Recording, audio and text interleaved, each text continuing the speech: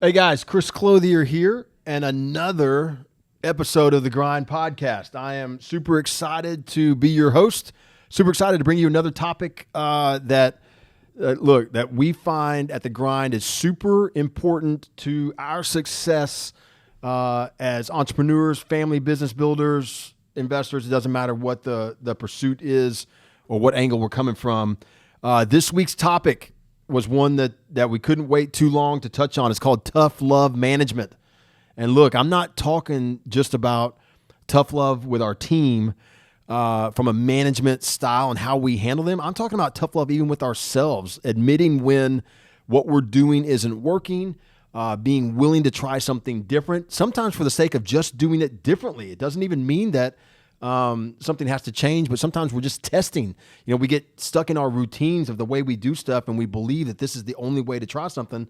That's something that sometimes we got to shake ourselves out of. And the same thing with our team members. Sometimes we allow them and ourselves to get into these very, we'll just call it these very familiar ways of operating, whether it's day to day or week to week, and kind of how we function. And we sometimes forget that we got to shake some things up. Sometimes we need to be tough with ourselves and say, are we, doing this right?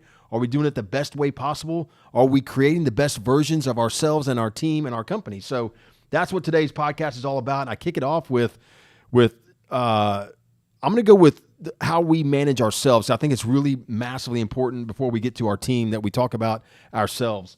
Look, as business owners, and especially with us, we're a family business owner. So there's three partners, dad, two brothers. We all have been entrepreneurs ourselves. We've all worked for ourselves. So we've got some pretty dominant personalities that try and come together and figure out how to work together. And all of us think we've got the right way of doing something. I'm telling you right now, if you ever sit through a meeting of my dad, my brother, myself, high level topic, something that we are really debating on what to do, I can almost promise you that we have three different takes on the issue. We have three different takes on what the proper way to move forward is. And sometimes those debates, they get heated. They get, we believe in what we're saying. We believe in what we think our approach, and we're not willing to back down. So a lot of times those conversations, those are very, very difficult to have because one of us, if not two of us, need to be persuaded. We need to try something different, or else we're going to walk out of there still pissed because we want to do something our way. Well, sometimes we have to get, a little tough love with one another and say, look, two of us want to move that direction. We want to try this approach. We want to, implement this plan. And that's what we're doing.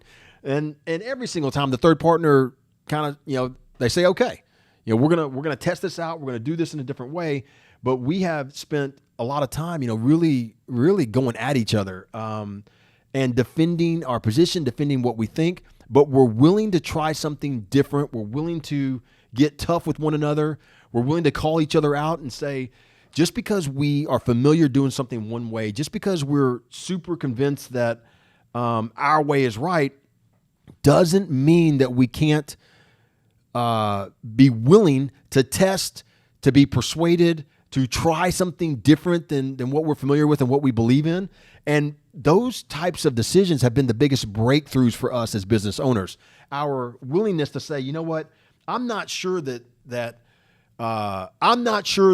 the decision we're making is 100% the right decision, the right way to go with this, but I trust the instincts of my partners. I trust other people around me. I'm willing to get tough on myself and say, hey, snap out of it. You're not the smartest guy in the room always. Be willing to listen to others. That's a tough thing for business owners to do, but it's a massive lesson if you want to grow in success. If you really think about it, it's classic grind. I mean, that's classic figuring out how do I grind through the process of decision-making and getting outside of my comfort zone and outside of things that I'm super familiar with and try to do things differently. I always tell people that you are where you are because of you.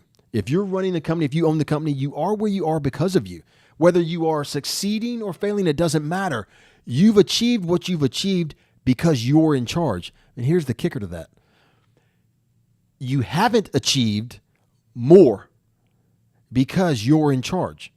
No matter what, you're the one that makes the final call. So get tough with yourself every once in a while. Throw that ego off to the side and say, you know what? Maybe I can achieve more. Maybe as a company, we could grow more if I was willing and willing and able to listen to other ideas and take on other challenges and get tough with myself. That's really tough love management with ourselves. Now, how do we apply that to our teams? So if we're willing to do things a little bit differently, how do we get in there with our teams and show some tough love with the people that work for us? So listen, again, little mantra, little motto that we go by around here. It's called inspect what you expect. You read about it in the Grind newsletter. You read about it or you hear about it in different podcasts and different videos that we make. I mean, this is not something new. Inspect what you expect means holding people accountable and holding people accountable to this really high level. Through the years, we've lost some really, really good people because we hold them to a very high standard, a very high level, and they're not always able to stay there. As business owners, entrepreneurs, we have to remember that our energy, we show up every day with it. Sometimes we're awake at 3:00 in the morning with that next idea. Can't wait to get to the office. We can't expect our team to be that way, but we can expect them to have a level of performance, a level of meeting our expectations, and we can't compromise on that. Now, if you've got a great team member that with a little bit of adjustment, a little bit of help, maybe some changes, maybe I put more time into them, that I'm able to help them exceed our expectations, that's always going to be the best route for us as entrepreneurs. The best route is to keep our team in place because it's simpler, not only simpler, but hell, it's cheaper if we keep team members rather than, rotating and having to hire new people and train new people and have them figure out what we do and how we do it. So it's always best to retain team, especially valued team that's got some history with us. You know what I mean? But the bottom line is this: if they're not trainable, if tough love and challenging them to change and think differently and do things differently, the same process you go through as a business owner, if you can't get them to buy into that, you can't have them around on your team. I mean, it's time for somebody to go if they can't, or if they're not willing to make the same challenges and adjustments to their way of thinking, the way of doing that you make. So if you lead by example, if you show people that I'm willing to be open and listen and try new things because I want to grow as an entrepreneur, they're either with you or they're not.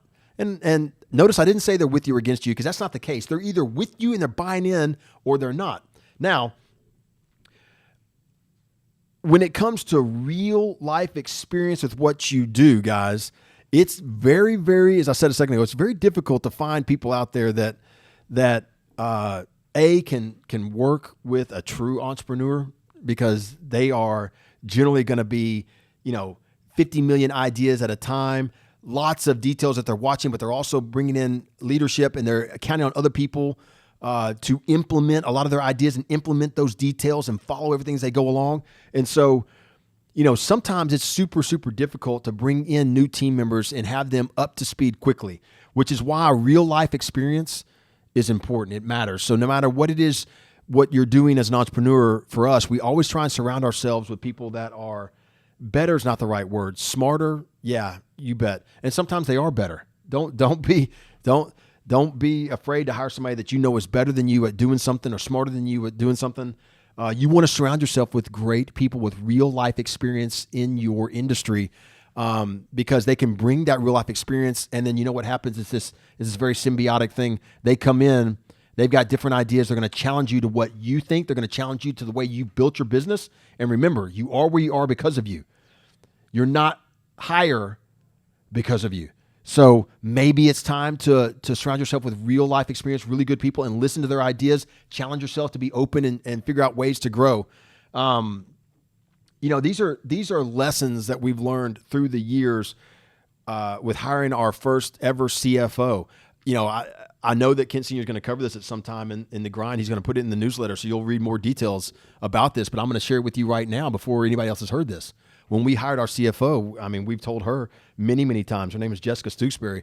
We had already interviewed. There were 7 people they wanted us to interview, and we had already interviewed a couple of well-qualified, good candidates. And we did this interview very, very differently. We asked all of them to meet us at a Starbucks for about a 30-minute just sit down meet and greet before we actually did the first real interview, in our offices, because we wanted to meet them in a different environment, not the normal environment. And it was all three of the clothiers, mind you, Brett, my dad, Kent, myself.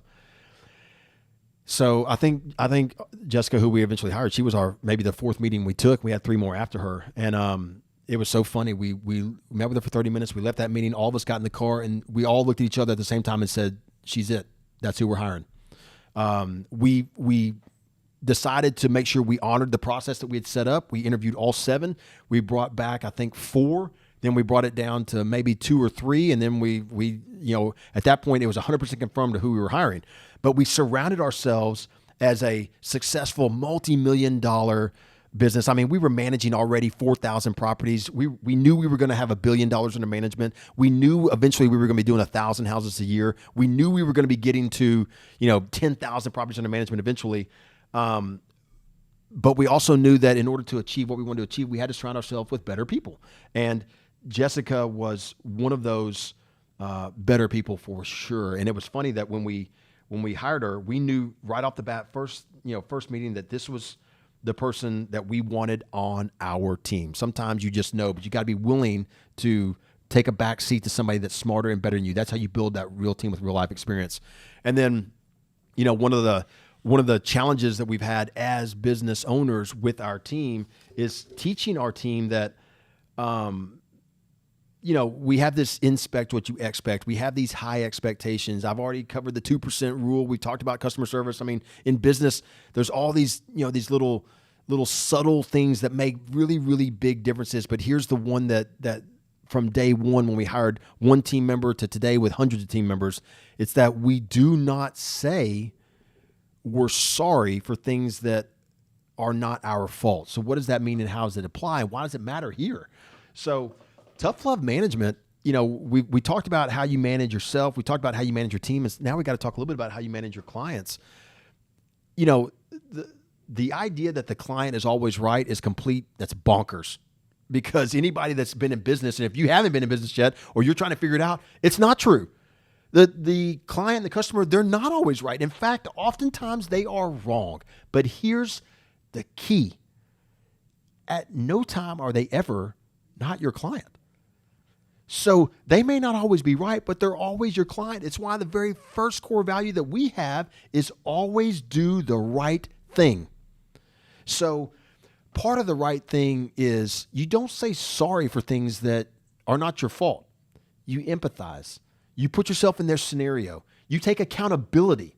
All right. There's a difference between saying I'm sorry and saying that is below our level of expectation. That does not reach the level of performance we should have. Teach your team, teach yourself. You're not sorry if something doesn't go perfect in your business, if your delivery is not right, if the product is not correct, if the order that you delivered was not what the client ordered. Take responsibility. Nobody wants to hear you say, well, I'm really sorry that happened. They want to hear you say, that is not up to our level of expectation. That's not the experience that we expected you to have. And I am going to fix it like this, X, Y, and Z. This is exactly what I'm going to do. That does not meet our level of service. That does not meet our level of expectation. That's not good enough. I'm going to handle that for you today. When you teach your team to quit saying, I'm sorry for things that obviously you don't do on purpose. You say you're sorry when you do something wrong, when you've done something that you should not have done. Otherwise, you say, I accept responsibility. I'm going to fix that. Here's my plan. Here's how I'll take care of you as my client. Because again, even when, you've done nothing wrong, but you failed to meet their expectation, you still have responsibility. So teach your team, teach yourself. Don't say you're sorry for things that are not your fault. Don't get in the habit of always deferring to, I'm sorry. No, absolutely not. It is instead, that doesn't meet our level of expectation. We can do better. Here's how I'm going to perform. Here's what I'm going to do. Here's how I'm going to fix this issue for you, Mr. Client. And are they right or wrong doesn't even come into the equation, because 100% of the time they're always the client. Guys, again, had a fantastic time, sharing some of our thoughts, some of our ideas, sharing, just, again, behind the scenes, a concept that we've used to grow through the years, sharing with you some ideas about tough love, some ways you can implement it in your business, some ideas for being a better entrepreneur, a better business owner. Look, again, this is about the long play. All right. The grind isn't you wake up one day, you decide I'm going to grind, and the next day I've grind my way all the way to the top. It just doesn't work that way. Join me next week for another fantastic topic here on the Grind Podcast. Until then, commit to the grind. We'll see you soon.